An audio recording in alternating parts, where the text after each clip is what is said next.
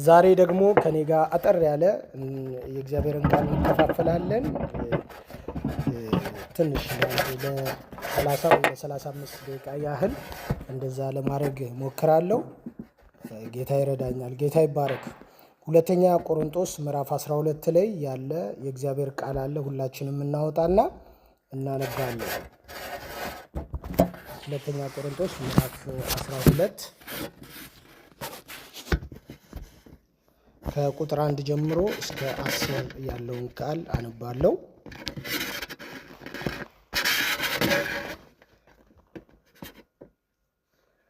እንደዚህ ይላል። ትምክህት የሚያስፈልግ ነው፣ አይጠቅምም። ነገር ግን ከጌታ ወዳለው ራእይና መገለጥ እመጣለሁ። ሰውም በክርስቶስ አውቃለሁ፣ በሥጋ እንደሆነ አላውቅም፣ ወይም ከሥጋ ውጪ እንደሆነ አላውቅም። እግዚአብሔር ያውቃል። እንዲህ ያለውን ሰው ከ14 ዓመት በፊት እስከ 3ኛ ሰማይ ድረስ ተነጠቀ። እንዲህ ያለውንም ሰው አውቃለሁ፣ በሥጋ እንደሆነ ወይም ያለ ሥጋ እንደሆነ አላውቅም። እግዚአብሔር ያውቃል። ወደ ገነት ተነጠቀ። ሰውም ሊናገር የማይገባውን የማይናገረውን ቃል ሰማ። እንደዚህ ስላለው እመካለሁ፣ ስለ ራሴ ግን ከድካሜ በቀር አልመካም። ልመካ በወድስ ሞኝ አልሆንም፣ እውነት እላለሁና። ነገር ግን ማንም ከሚያይ ከእኔም ከሚሰማ የምበልጥ አድርጎ እንዳይቆጥረኝ ትቻለሁ። ስለዚህም በመገለጥ ታላቅነት እንዳልታበይ የሥጋዬ መውጊያ እርሱም የሚጎስመኝ የሰይጣን መልእክተኛ ተሰጠኝ። ይኸውም እንዳልታበይ ነው። ስለዚህ ነገር ከእኔ እንዲለይ 3 ጊዜ ጌታን ለመንኩ። እርሱም ጸጋዬ ይበቃሃል፣ ኃይሌ በድካም ይፈጸማልና አለኝ። እንግዲህ የክርስቶስ ኃይል ያድርብኝ ዘንድ በብዙ ደስታ በድካሜ ልመካ እወዳለሁ። ስለዚህ ስለ ክርስቶስ በድካም በመንገላታት በችግርም በስደትም በጭንቀትም ደስ ይለኛል። ስደክም ያን ጊዜ ኃይለኛ ነኝና ይላል። እግዚአብሔር ይመስገን። አጠር ያለ ጸሎትን ጸልይና ከዛ ወደ ጌታ ቃል እንሄዳለን። አምላካችን እግዚአብሔር ሆይ እናመሰግንሃለን። አንተ ታላቅ አምላክ ነህ። እግዚአብሔር ሆይ ሁሉን የፈጠርክ የአጥናፈ ምድሩ ሁሉ አምላክ ነህ። እግዚአብሔር ሆይ ከሰሜን ዋልታ እስከ ደቡብ ዋልታ፣ ከምዕራብ ዋልታ እስከ ምስራቅ ዋልታ ሁሉ ባንተ ይታዘዛል፣ ሁሉ ላንተ ይገዛል። ጌታ ሆይ የቃል ጉልበት ኃይለኛ ነው፣ ብርቱ ነው። ድምፅህን ስታሰማ ተራራው ይጨሳል። ጌታ ሆይ በእውነት በሲና በነበረው በዛ እግዚአብሔር ሆይ ከሙሴ ጋር በነበረህ ንግግር የሲና ተራራ አንተ ከመገለጥ የተነሳ ጨሷል። ድምፅህ ተራራውን ያጨሳል። እግዚአብሔር የዘላለም አምላክ ሆይ ድምፅህ ዝም ብሎ አይደለም፣ ደግሞ ድምፅህ ለተፍረከረኩት አቅም ይሆናል። ድምፅህ ጉልበት አለው። መጽሐፍ ሲናገር የእግዚአብሔር ድምፅ በኃይል ነው ይላል፣ በታላቅም ክብር ነው ይላል። የዋላይቱን እግር ያጠነክራል ይላል።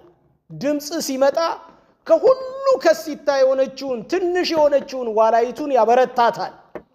እግዚአብሔር የዘላለም አምላኬና አባቴ ሆይ ተራራውን ለመውጣት ብዙ ጉልበት ያላቸው እንስሳት አራዊቶች ቢኖሩም በተራራው ላይ ግን ወደ ኋላ ወደ ላይ እንድትወጣ ጉልበትን የሚጨምርላት ያ ድምፅህ የእግዚአብሔር ድምፅ ነው።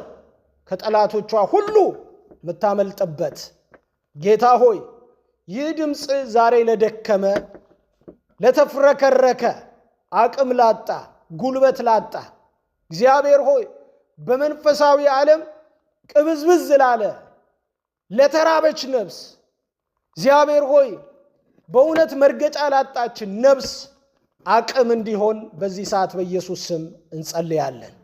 ጌታዊ ቃል ሲመጣ ዝም ብሎን እንዳያልፍ የዛሬው ተብሎ እንዳይታለፍ ቃልህ ኃይለኛ ነው። እግዚአብሔር ሆይ በቃልህ ዘመናትን ተሻግረናል። አባቶቻችን ቃል ሰምተው ነው ከሀገራቸው ከዘመዶቻቸው ተለይተው ቃልህን ወደ ሰሙበት ቦታ የሄዱት። ዛሬ ጌታ ሆይ እንድታሰማን በኢየሱስ ክርስቶስ ስም እንጠይቀሃለን። ጊዜውን ሰዓቱን ሁሉ ባርክልን በጌታ በኢየሱስ ክርስቶስ ስም አሜን። እግዚአብሔር ይመስገን። በዚህ በሁለተኛ ቆሮንቶስ ምዕራፍ 12 ላይ ያነበብኩላችሁ የእግዚአብሔርን ቃል የጳውሎስን ራእይ መገለጥ በማንሳት ስለ አንዳንድ ትምክህት የሚያስፈልግ ከሆነ በሚል ነገር ነው እየተናገረ ያለው ማለት ነው። እና ትምክህት ቢያስፈልግ ብሎ የቱ ጋር እንዳየው አይታወቅም። በእርግጥ ይሄ ራእይ የቱ ጋር እንደታየ አላቅም። ሜቢ ይሄ ራእይ እዚህ ጋር ነው ሊባል ይችላል። ግን ይሄኛውን ራእይ እኔ የቱ ጋር እንደተጻፈ አላውቀውም። ግን ለሁለተኛ ቆሮንቶስ ሰዎች በራእይ ስለሚገኘው ትምክህት ሲናገር አንድን ሰው አውቃለሁ ይላል። እግዚአብሔር ይመስገን። እና አንድን ሰው አውቃለሁ ደግሞም ይላል ሰውን ማቀው በጌታ ነው ይላል። በምንም አላቀም ይላል። እግዚአብሔር ይመስገን። ሰውን በኢየሱስ አውቃለሁ አለ። አንድን ሰው ደግሞ አውቃለሁ እያለ ስለራሱ ነው የሚናገረው። ማለት እኔ እስከ 3ኛ ሰማይ ተጉዤ ወደ ላይ ወጥቼ በቋንቋ ሊነገር የማይችል ነገር አየው ምናምን ብሎ እንዳይናገር እግዚአብሔር የእኔነትንም ነገር በሱ እንዳይሰራ ስለፈለገ አንድን ሰው አውቃለሁ በሚል ነው የሚናገረው። ባይዘዌ እግዚአብሔር ነገር በጣም እየገባችሁ ወደ ውስጣችሁ እየመጣ ሲሆን የምትሆኑት ልክ እንደዛ ነው። ዮሐንስ ስለ ወንጌሉ ሲጽፍ አይታችሁ ከሆነ ጌታ የሚወደው ብሎ ነው የጻፈው እንጂ እኔ ነኝ ብሎ አልጻፈም። እግዚአብሔር ይመስገን። ክብር ለኢየሱስ ይሁን። ስለዚህ ጳውሎስ እዚህ ጋር ልክ እንደዛ የዮሐንስን አይነት የአጻጻፍ ስታይል የተከተለ ይመስላልና አንድን ሰው አውቃለሁ እያለ ነው የሚናገረው። ዛሬ እንግዲህ ስለዚህ ይህንን ክፍል ያነሳንበት ዋናው ዓላማና ዋናው እንትን ምንድነው? በራእይ የሚመራ ህይወት። በራእይ የሚመራ ህይወት መጽሐፍ ሲናገር ህዝብ ራእይ ከሌለው ይላል ምንድነው ይላል?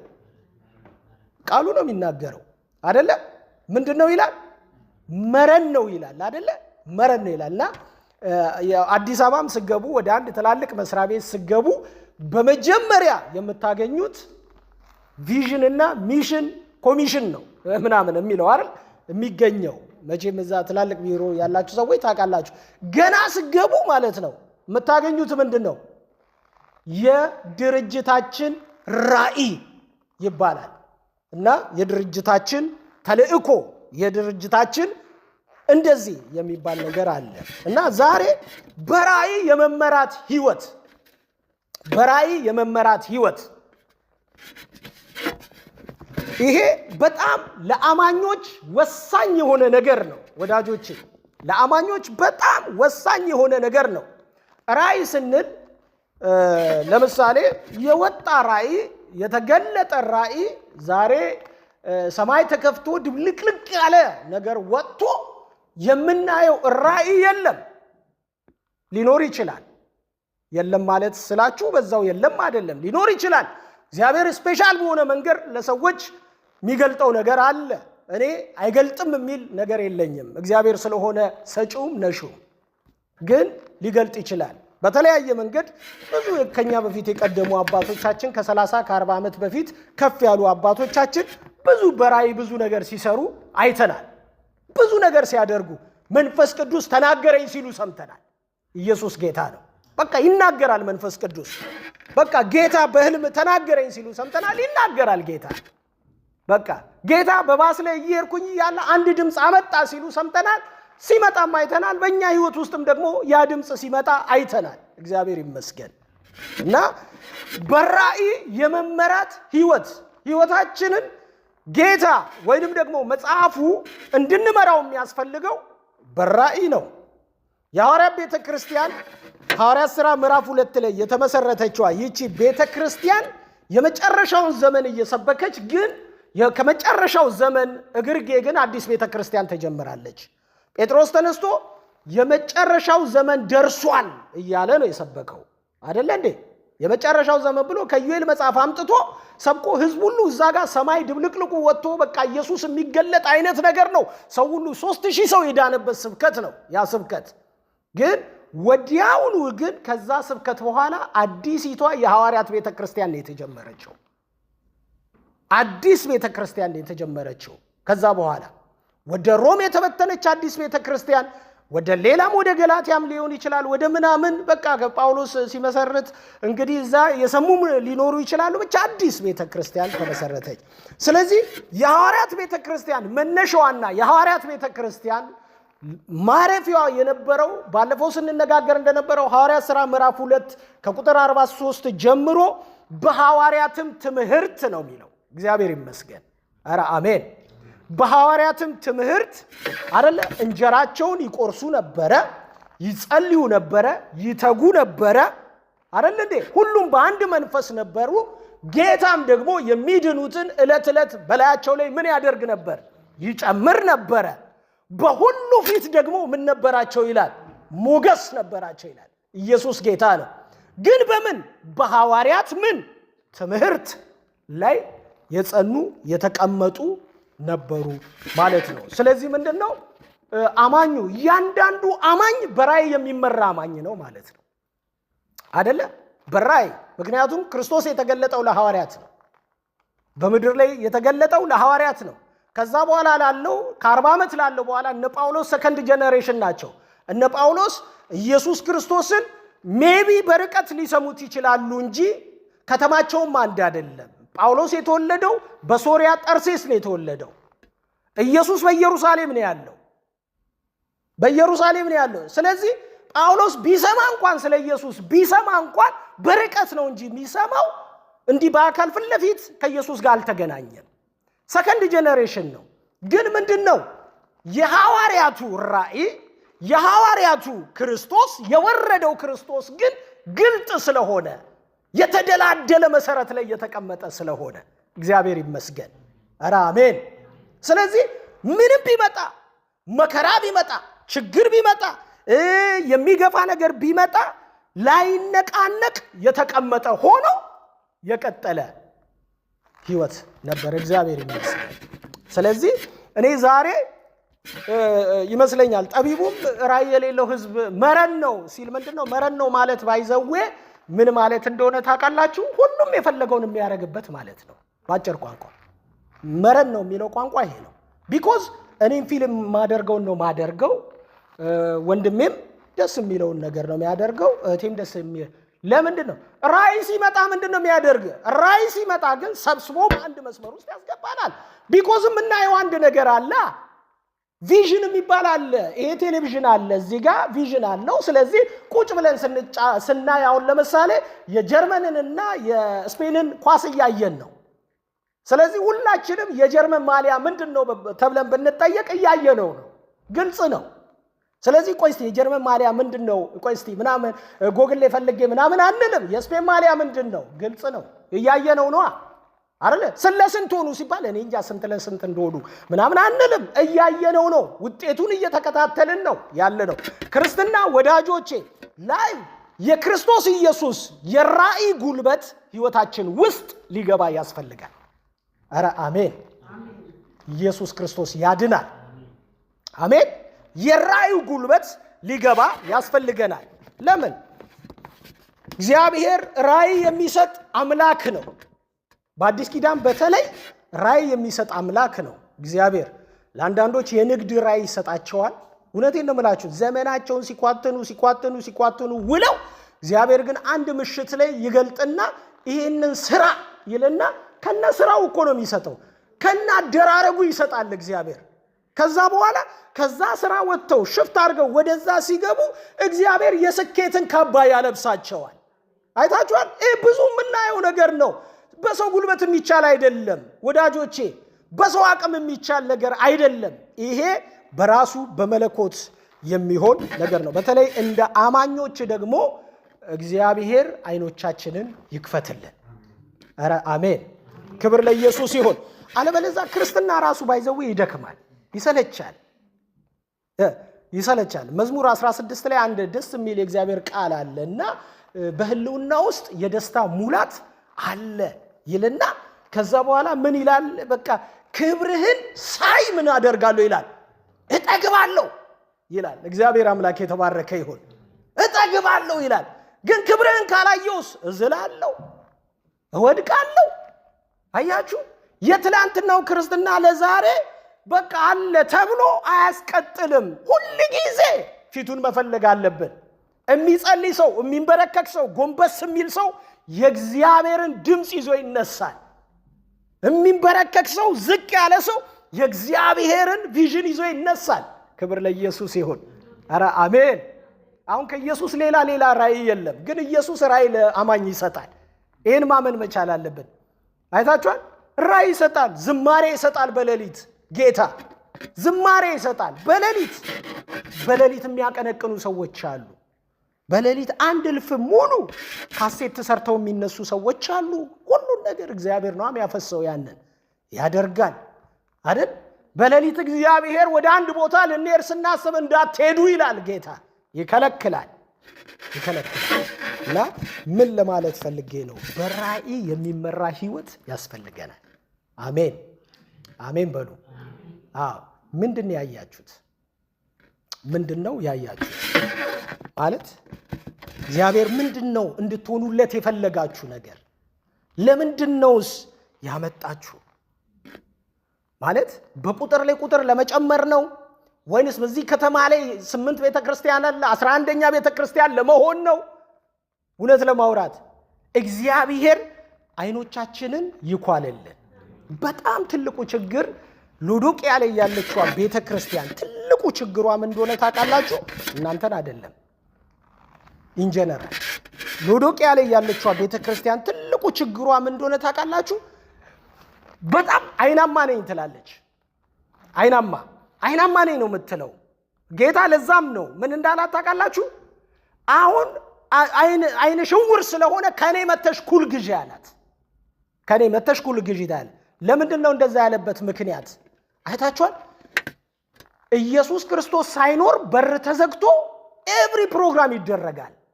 ሁሉ ፕሮግራም ይደረጋል። ሁሉ ነገር ይከናወናል። አይታችኋል? ሁሉ ኪቦርድ አለ፣ ዘማሪ አለ፣ ሰባኪ እንደኔ አይነት አለ፣ ሁሉ ኤቭሪቲንግ ሙሉ ነው። ግን ኢየሱስ እነሆ በደጅ ቆሜ ምን አደርጋለሁ?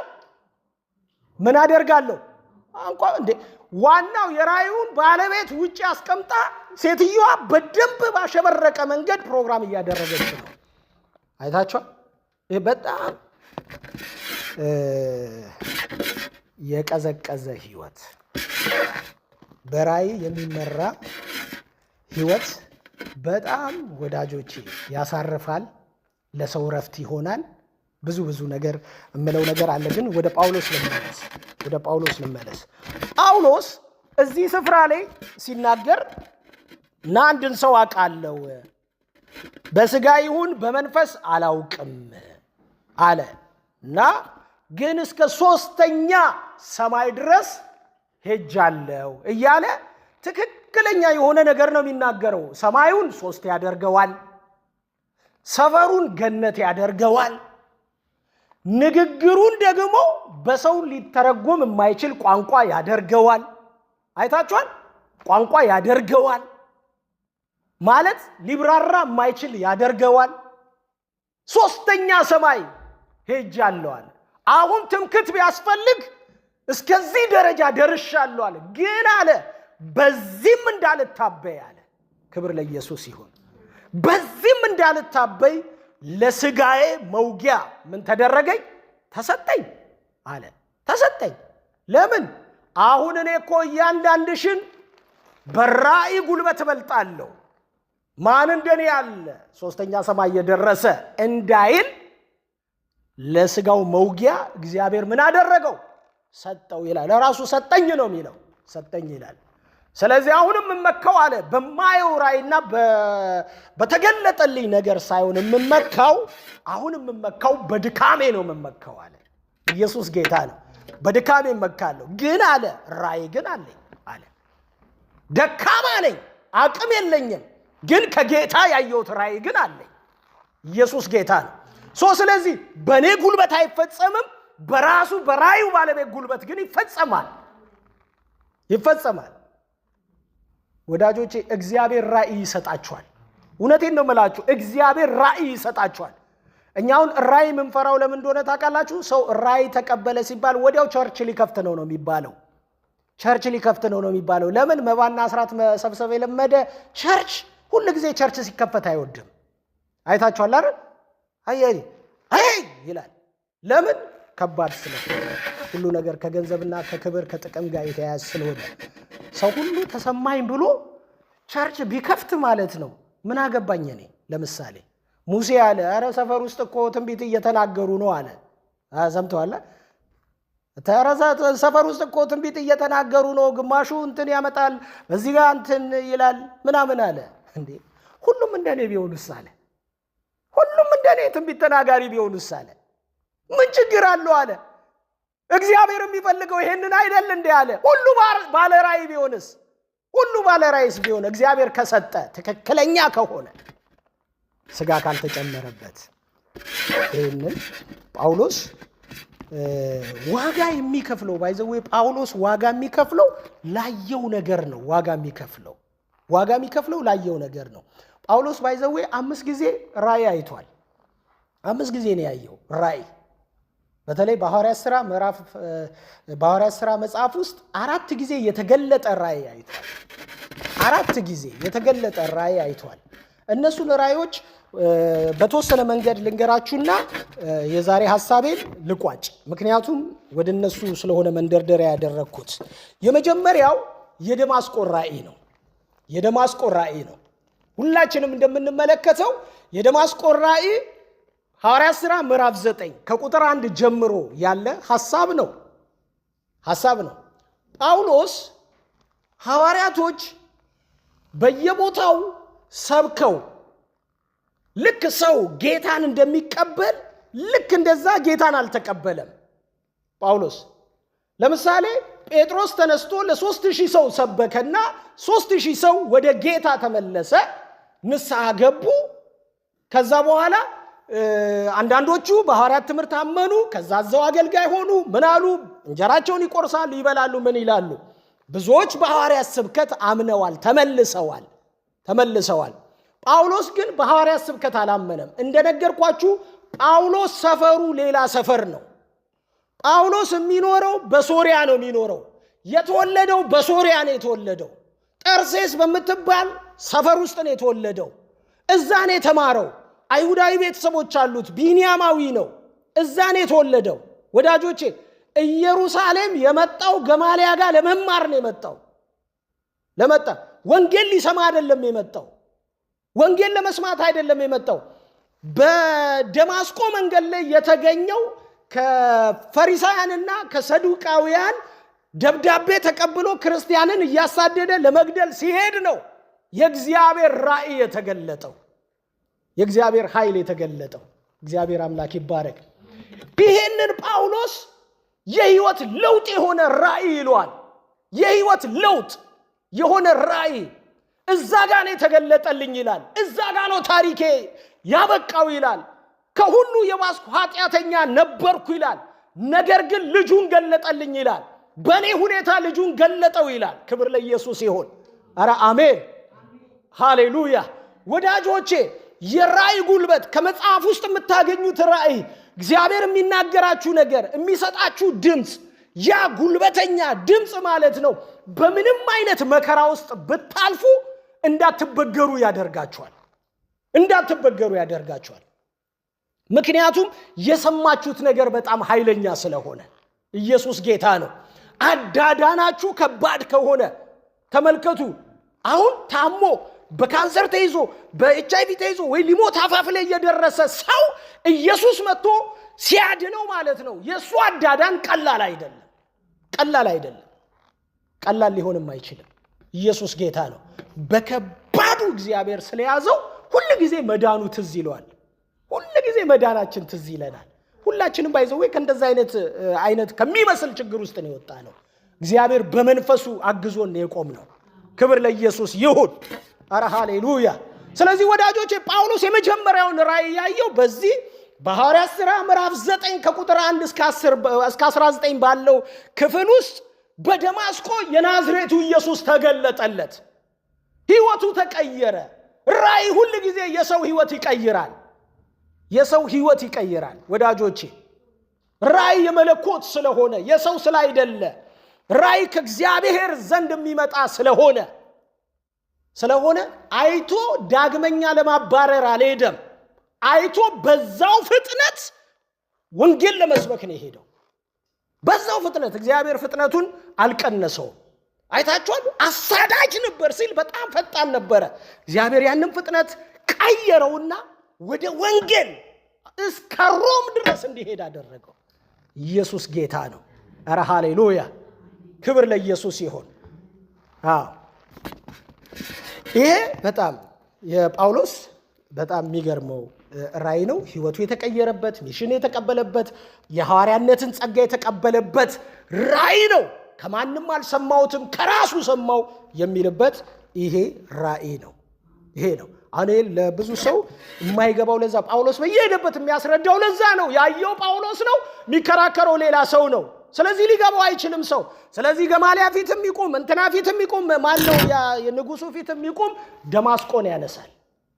ዞሮ ደማስቆ ይላቸዋል። ዞሮ ደማስቆ ይላል። ለምን ሲባል ያ ከነፍስ ውስጥ የሚወጣ ራእይ አይደለም። ኢየሱስ ያድናል። ከባድ ህልም አይታችሁ አታውቁም? ከባድ ህልም አይታችሁ አታውቁም? ወይም ከባድ ራእይ አይታችሁ አታውቁም? እስካሁን ድረስ እውን የሚመስላችሁ ነገር አይታችሁ አታውቁም? እኔ ስላየው ነው። ልክ እንደዛ ብታዩ እንዴት ከነፍሳችሁ ውስጥ ይወጣል ያ ነገር? ለዛውም ኢየሱስ ተገልጦ ብትቃወመኝ የመውጊያውን ብረት ብትቃወም በአንተ ይብስባል ብሎት ከነማስጠንቀቂያ እያየ ፊት ለፊት እየተተያየ ይሄ ራእይ የተቀበለበት ነው። እግዚአብሔር ይመስገን። ሁለተኛ በጣም ፈጠን ልበልና ሐዋርያት ሥራ ምዕራፍ 16 ነው ያየው። ሐዋርያት ሥራ ምዕራፍ 16 በዚህ በዌስት ኖርዝ ኤዥያ በነበረበት ጊዜ ማለት ነው በነበረበት ጊዜ ያየው ራእይ ነው። የኢየሱስ መንፈስ ወደ ኢየሩሳሌም ወደ ቢታንያ እንድንሄድ አልፈቀደልንም አለ። በዛ ወንጌል እንድንሰብክ አልፈቀደልንም አለ። ከዛ በኋላ እያሉ ሲመጡ ልክ እዚህ በሰሜን ምዕራብ ኤዥያ ላይ ወደ ቱርክ አካባቢ ከመግባታቸው ወደ ኤዥያ ውስጥ ናቸው። ወደ አውሮፓ ከመግባታቸው በፊት እግዚአብሔር ሰማይ ከፈተና ለጳውሎስ ራእይ ገለጠለት። ኢየሱስ ጌታ ነው። ከዛ ራእዩን ሉቃስ ምን ብሎ ይናገራል? አንድ የመቄዶንያ ሰው ይላል እጁን ዘርግቶ እባክህ እርዳን እያለ ሲጮህ ሌሊት ጳውሎስ አየ ብሎ ጉዟችንን ቀጥታ ወደ ምን አደረግን ይላል? ወደ መቄዶንያ መጣን። መቄዶንያ መጡ። የመቄዶንያ ዋና ከተማ ፊልጵስዩስ ነች። በፊልጵስዩስ ቤተክርስቲያን ተመሰረተ።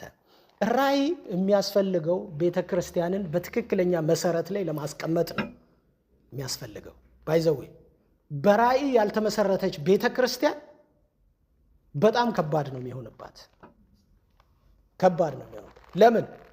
ጳውሎስ ባይዘዌ የፊልጵስዩስ ቤተክርስቲያንን ሲመሰርት ፈልጎ አይደለም፣ ለገንዘብ ጥቅም አይደለም የመሰረታት። የፊልጵስዩስ ቤተክርስቲያን የተመሰረተችው በእርዳን ጥያቄ በሰማይ ጥያቄ ነው የተመሰረተችው ወዳጆቼ። ከዛ የእግዚአብሔርም ራእይ ተገለጠለት ለሰውየው። ወዲያውኑ ፈጥነው ወደ ፊልጵስዩስ ከተማ ሲመጡ ማንም የለም ፊልጵስዩስ ውስጥ ማንም የሚያውቁት የለም። ራእይ ካለ ግን ወዳጄ እግዚአብሔር ምን ያደርጋል? ፕሮቪዥን አለው። ቪዥን ካለ ፕሮቪዥን አለ። ክብር ለኢየሱስ ይሁን። አረ አሜን በሉ እስቲ። ግድ የላችሁም አሜን በሉ። እግዚአብሔር አንዳንድ ነገር እኮ ፕሮቫይድ ሊያደርጋችሁ ይችላል። እውነት የምታስቡት ነገር የምታልሙት ነገር ከልጅነታችሁ የያዛችሁት ነገር እግዚአብሔር ቀን ጠብቆ አቅጣጫውን አስተካክሎ ጊዜ ቆጥሮ እግዚአብሔር ሰማይ ሊከፍት ይችላል። ክብር ለኢየሱስ ይሁን። ይሄንን ነው። ስለዚህ ጳውሎስ ይሄንን ሁለተኛውን ራእይ ያየው ቤተክርስቲያን ለመትከል ነው። የፊልጵስዩስን ቤተክርስቲያን ለመትከል ነው እግዚአብሔር ራእይን ያሳየው። ወዳጆቼ የለማ የመጀመሪያይቱ የአውሮፓ ቸርች ነች። አውሮፓ ውስጥ ወንጌል አልገባም ነበረ። የመጀመሪያዋ የአውሮፓ ቸርች ፊልጵስዩስ ነች። ተመልከቱ። የመጀመሪያ ሚሽነሪ ጳውሎስ ነው ወደ አውሮፓ። ሚሽነሪነት ብቻ አይደለም፣ መጥቶ ራሱ የተከላት ቤተክርስቲያን ፊልጵስዩስ ትባላለች። አሜን። ኢየሱስ ጌታ ነው። በራእይ የተመሰረተችው ቤተክርስቲያን በጣም ደስ የምትለው አሁን ጳውሎስ ስለ ተሰሎንቄ ሰዎች ያስተምራል አይደል? ብዙ ቦታ ላይ ስትመለከቱት በጣም ያስተምራል ስለ ተሰሎንቄ ቤተክርስቲያን። እና ተሰሎንቄ ቤተክርስቲያን 3 ሳምንት ነው ያስተማራቸው ይባላል። 3 ሳምንት ነው ያስተማራቸውና 3 ሳምንት ሲያስተምራቸው ማለት ነው 3 ሳምንት ሲያስተምራቸው ስካቶሎጂ ያስተምሯቸዋል። ስለ መጨረሻው ዘመን ክርስቶሎጂ ተምረዋል። ስለ ኢየሱስ አምላክነት ተምረዋል። ስለ መንፈስ ቅዱስ ተምረዋል። ያልተማሩት ነገር ስለ እግዚአብሔር ቃል ተምረዋል። ስለ ኃጢአት ስለ ጣውታት ምናምን ሙልጭ አድርጎ ነው ያስተማራቸው። በጣም የሚገርመው እና የተሰሎንቄ ሰዎች ነቀፋ አልባ ክርስቲያኖች ናቸው። የጳውሎስን ንግግር ከጳውሎስ ጋር የነበሩ ሰዎችን ቃል ሲሰሙ እንደ መላእክት ቃል አድርገው ነው የተቀበሉት። ቃሉ ሲናገር እንደ እግዚአብሔር መልእክተኛ ቃል አድርገው ነው የተቀበሉት። ልባቸውን ከፍተው ነው የሰሙት። ግን አንድ ነቀፋ አለባቸው። አንድ ነቀፋ አለ። ነቀፋው ምንድነው? ተሰሎንቄ ቤተክርስቲያን ጌታን የሚጠባበቅ ህይወት አላቸው። በጣም ደስ የሚል ህይወት አላቸው። የቃሉ ህይወት አላቸው። ሙሉ ህይወት አላቸው። ከኃጢአት የጸዳ ከጣውታት እንዴት ዞር እንዳላችሁ ይላቸዋል። በአስደናቂ ሁኔታ ዞር ብለዋል። ነገር ግን በጣም የሚገርመው ነገር ተሰሎንቄ ጳውሎስ እያገለገለ ደሞዙን የሚከፍሉት ግን ፊልጵስዩስ ነበሩ። በጣም የሚገርመው ነገር ተሰሎንቄ ጳውሎስ እያገለገለ ነው። በጣም በሚገርመው ሁኔታ ገንዘብ የሚልኩለት ግን እነማን ነበሩ? መቄዶንያዎች ናቸው። መቄዶንያዎች ደግሞ በኑሮ በጣም አናሳ እንትን ውስጥ ያሉ ናቸው። የድህነት ጥልቀት ውስጥ ያሉ ናቸው። ታውቃላችሁ? ግን የልግስናቸው ባለጠግነት ግን የላቀ ነው። ኢየሱስ ያድናል። ለምንድን ነው ወዳጄ? የተመሰረቱት በራእይ ነው። በትክክል የጳውሎስ ራእይ ገብቷቸዋል። በትክክል ኢየሱስ ተሰብኮ እስር ቤት ሲንቀጠቀጥ አይተዋል። ወንጌል ዝም ብሎ ተራ አይደለም። ሊዲያ የምትባለውን ሐርሻጭ ልቧን ቀይሮ እግዚአብሔር ታሪክ ሲሰራ አይቷል። ከተማቸው ላይ ጮሆ የማያውቀው አጋንንት ጮሆል። ኧረ ሃሌሉያ! ኧረ አሜን በሉ ባካችሁ። ክብር ለኢየሱስ ይሁን። ጮሆ የማያውቀው አጋንንት እኮ ነው ከዛች ገረድ ሴትዮ ላይ ጮሆ የወጣው። የከተማው ትርፍ የቀረው አይታል። ምንድነው ይሄ? ክርስቶስ ከዛ አሳይቶት አመልክቶት ነው የመጣው። ወዳጆቼ ጳውሎስ ሁለተኛው ራእይ።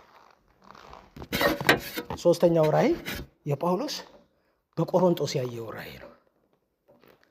በቆሮንቶስ ላምበቦ ይሄን ላምበቦ አንደኛ ቆሮንቶስ ምዕራፍ 18 ከቁጥር 9 ጀምሮ ላምበቦ።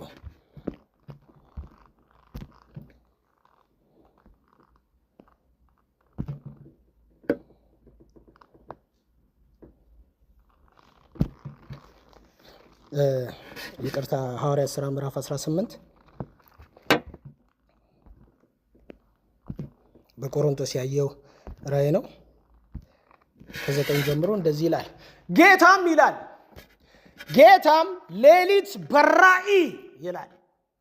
ማለት ይሄ ኢየሱስ መጥቶ ካረገ በኋላ ከ40 ዓመት ምናምን በኋላ ማለት ነው። ይሄ ተመልከቱ።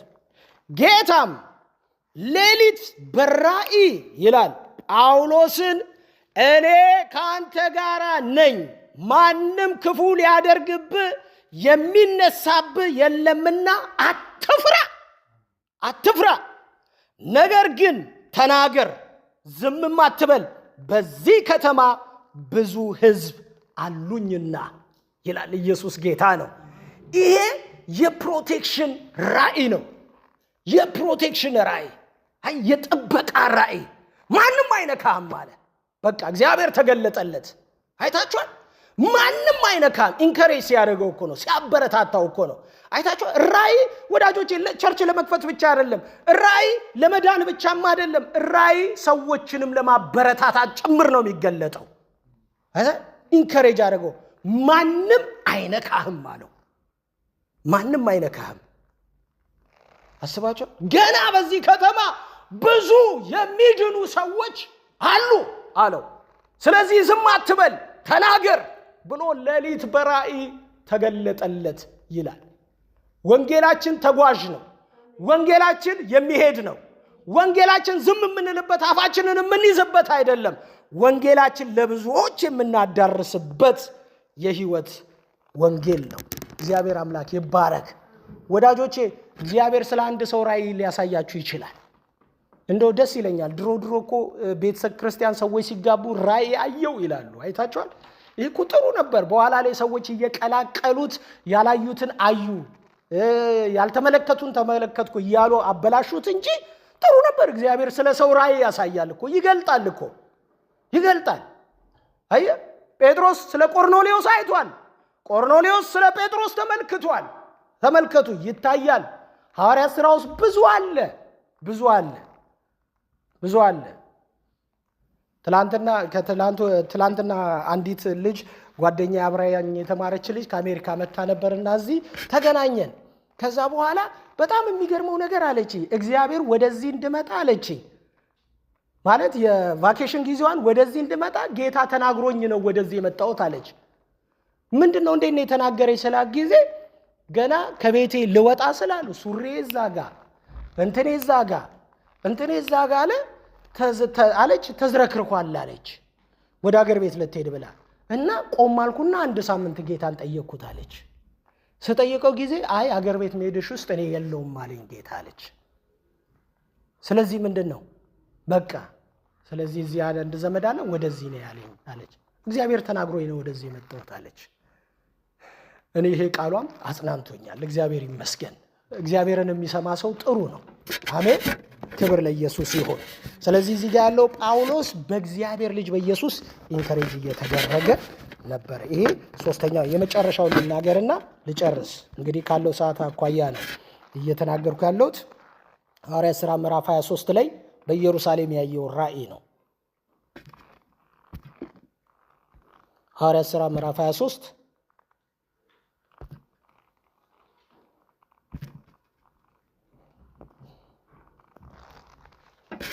ይሄ በጣም የሚገርም ነው። እዚህ ጋር ደግሞ ያለው እግዚአብሔር ይመስገን እንዲህ ይላል ቁጥር 11 ላይ በሁለተኛውም ሌሊት ይላል። ሌሊት ነው ደግሞ ጳውሎስ ተባርኳል በሌሊት እግዚአብሔር ይመስገን በሌሊት ተባርኳል። አይታችኋል? በሁለተኛውም ሌሊት ጌታ ባጠገቡ ቆሞ፣ ቀደምም ቆሞ ነበር፣ ባጠገቤ ቆሞ አበረታኝ ነው የሚለው አይደለ? በቆሮንቶስም አይታችኋል? አሁንም ደግሞ በኢየሩሳሌምም ምንድነው የሚለው? በሁለተኛውም ሌሊት ጌታ ባጠገቡ ቆሞ ጳውሎስ ሆይ በኢየሩሳሌም ስለ እኔ እንደመሰከርክ እንዲሁ በሮሜ ትመሰክርልኝ ዘንድ ይገባሃልና አይዞክ አለው ይላል። እግዚአብሔር ይመስገን። አይዞ ብሎ በሌሊት ተገለጠ ጌታ። ይገለጣል ጌታ። ወዳጆቼ በተደጋጋሚ የተገለጠ ጌታ ይገለጣል። እኛ ዘመን ሲደርስ ራእይ የለም የሚባል ነገር የለም። አለ ራእይ፣ ካላየን አላየንም፣ ግን አለ። ቃሉ ነው የሚናገረው። ክብር ለኢየሱስ ይሁን። ይገለጣል ጌታ ይገለጣል። ለአንዳንዶች እግዚአብሔር አቅጣጫ ይሰጣቸዋል። ዲቫይን ዳይሬክሽን እኮ ነው። አይታችኋል? በጣም ገና ይለዋል። እስኬት እስከ ሮሜ ትቆምልኛለህ ይለዋል። አይታችኋል? እስከ ሮም እንደተናገረው እኮ ነው እግዚአብሔር እያደረገ ያለው። ጳውሎስን ልክ ሲገናኘው ገና በነገስታት ፊት የሚቆምልኝ ነው ብሏል አይደለ? ሐዋርያት ሥራ ምዕራፍ 9 ላይ በነገስታት ፊት በአሕዛብ ፊት ይቆምልኛል አለ። እውነት ነው። በሮሜ እኮ በነ ፊሊክስ ፊት እኮ ሊቆም ነው። አሁን ተመልከቱ፣ ሊቆም። እግዚአብሔር ቸር አምላክ ነው። ኧረ አሜን በሉ እስቲ እባካችሁ። እግዚአብሔር ሰማያችሁን ይክፈትላችሁ። በእውነት ሰማያችን ይከፈትልን። እግዚአብሔር ዓለማችንን ይክፈተው። ለመሰላችሁ ራእይ ሲመጣ ድንግርግር አንልም። እግዚአብሔር ነው አቅጣጫ እየሰጠን ያለው። መለኮታዊ ምሪት እየመጣ ነው። አይታችኋል? መለኮታዊ ምሪት እኮ ነው። እንደው የትኛው ሰማይ ላይ ነው? እኔ አንዳንድ ጊዜ ይገርመኛል ሳስበው። እነዚህ ሰዎች ከምስራቅ ኮከብ አይተን መጣን አሉ። ከምስራቅ ኮከብ አይተን መጣን አሉ። እንግዲህ አላቀም የምስራቅ ሰዎች ስለሆኑ ትምህርታቸውም የባቢሎን ትምህርት ስለሆነ ኮከብ እንትን እያገጣጠሙ እየቆጠሩ ምናምን ሊሆን ይችላል። ግን የሆነ ቦታ ላይ ሲደርስ ኮከቡ ቆመ ይላሉ። እነዚህ ሰዎች ቆመ ይላሉ። ከቆመና ታዲያ የትኛው ቤት ነው አሁን እዚህ ጋር ቢቆማውን ኮከብ የትኛው ቤት ነው መግባት ያለብን? መለኮታዊ ምሪት ካልሆነ በስተቀር ከኮከቡ ጋር አብሮ የሚለቀቅ መለኮታዊ ምሪት ከሌለ በስተቀር የት ቤት እንገባለን? እዚህ ጋር ከቆመ ለፍራንክፈርት ሁሉ ነው በቃ የሚቆመው አይደል እንዴ? ምክንያቱም ያያየዋል የሚያየዋል እኛም እናየዋለን እዛም ያለው ያየዋል። እዚህ ጋር ከቆመ ማለት ነው። ፀሐይ ሀገራችን ላይ 6 ሰዓት ሲሆን ጥላችንን እንረግጣታለን። ጥላ ይጠፋል ሀገራችን ላይ ልክ 6 ሰዓት ሲሆን አይደል? ስለዚህ ፒያሳም ይጠፋል ጥላ፣ መርካቶም ይጠፋል ጥላ። ሳሪስም ብትገቡ ጥላ ይጠፋል። ሴምሲም ብትሄዱ ጥላ ይጠፋል። አገሪቱ ላይ ነው ፀሐይዋ የቆመችው። የቱ ጋር ነው ቤቱ ይባላል? 6 ሰዓት ነው እንጂ የሚባለው አሁን ቤቱ እዚህ ጋር ነው አይባልም። መለኮታዊ ምሪት ሲመጣ ግን የእግዚአብሔር ምሪት ግን ሲመጣ ቀጥታ ቤቱን ሄዳችሁ ትገባላችሁ። ኢየሱስ ጌታ ነው። እግዚአብሔር ዛሬ በዚህ በጌታ እራት ቀን ማለት ነው አይኖቻችን እንዲከፍት ነው። ባይዘዊ ራእይ እግዚአብሔር ይስጣችሁ። እውነት ለአንዳንዶቻችሁ ትላልቅ ነገር የምትከፍቱበት ራእይ ይስጣችሁ። ትላልቅ ነገር የምትሰሩበት ራእይ፣ ህዝብ የምትመግቡበት፣ እውነቴን ነው የምላችሁ ትላልቅ ነገር ህዝብ የምታስተምሩበት፣ ትምህርት ቤት የምትከፍቱበት፣ አረ ሃሌሉያ፣ ወንጌል የሚሰበክበት፣ የወንጌል መዳረሻ የሆነበት ትላልቅ ራእይ እግዚአብሔር ያድርግልን። አሜን። ስለዚህ እኔ በራእይ የሚመላለስ ህዝብ ለዛ ላየው ራእይ ዋጋ ይከፍላል። ለዛ ላየው ራእይ ይቀደሳል። ለዛ ላየው ራእይ ብዙ የሆነ መስዋዕትነትን ይከፍላል የሚል ሐሳብ አለ። ስለዚህ ጳውሎስን የምመካበት ምንም የለም። እኔ ጋር ብትፈልጉ ድካም ነው ያለው አለ። ከድካሜ በስተቀር በምንም ልመካ አልችልም አለ። ግን የበለጠና የገዘፈ ራእይ አለኝ አለ። ሰማይ ደርሼ መጥቻለሁ። በሱ ልመካ አልፈልግም አለ። በራእይ መመካት አልፈልግም አለ። ግን ምን ብያለሁ? አይቻለሁ፣ ተመልክቻለሁ። ኢየሱስ ጌታ ነው። እግዚአብሔር ሰማይ እንደውም ሲከፍት ከጳውሎስ ሕይወት የምንማረው ምንድን ነው? ትሁት ያደርገናል። አይታችኋል? አይቷል፣ ትሁት ነው። ተገልጦለታል፣ ትሁት ነው። ክብር ለኢየሱስ ይሁን። እንጸልያለን በዚህ መንፈሱ ነው።